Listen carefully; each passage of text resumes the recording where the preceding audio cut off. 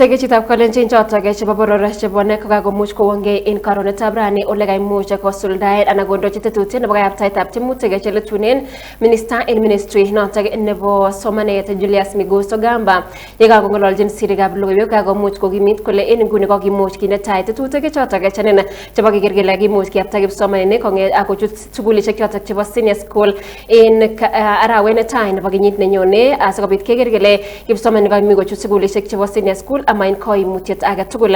Kosubkei ak Julius Migos Ogamba ko en nguni komwoe kole niton anan chuton ko kipsomaninik chotok chetai kiyapta koba senior school ako tieme kot missing serikali koker kole makimuch kebourenchi koimutiet age tugul.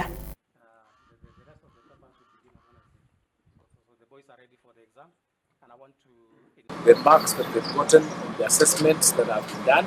And remember, this particular examination had 60%. Previously, what they have done through their study in junior school would be amounting to 40, will account for 40%. So there is a placement criteria that has already been developed and which has been explained to the students and which they use to select the schools depending on their strength and their pathways.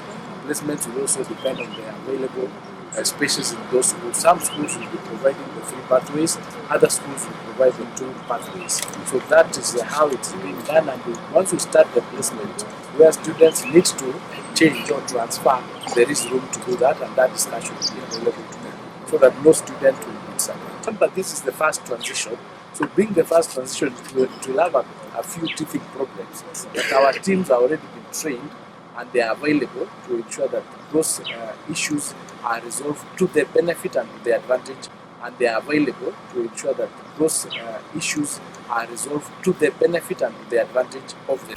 Akosubkei ak ng'alalutik chetinyegei kayaptaetab rabinik koityi sugulishek chebo emoni anan capitation kakomuch kokimit Migos Ogamba kole mamiten besenwogik alak tugul chemiten en sugulishek chetinye serikali kosubkei ak kokimuch kityakta rabinik tugul chotok chebo tamini iwang'ugei. Kosubkei ak Migos Ogamba komwoe kole wendi kokanapta serikali tetutik chebo keker kele kakimuch kekanapta katyaktaetab rabinik koityi sugulishek cheterter chebo emoni asikobit keker kele kaimuch kosulda somanet en sugulishek tugul kong'eten sugulishek chotok chebo primaries anan akoboto JSS ak senior school koboto sugulishek ab barak en emoni. Exercise to determine the number of learners we have in our institutions, and that process has been completed.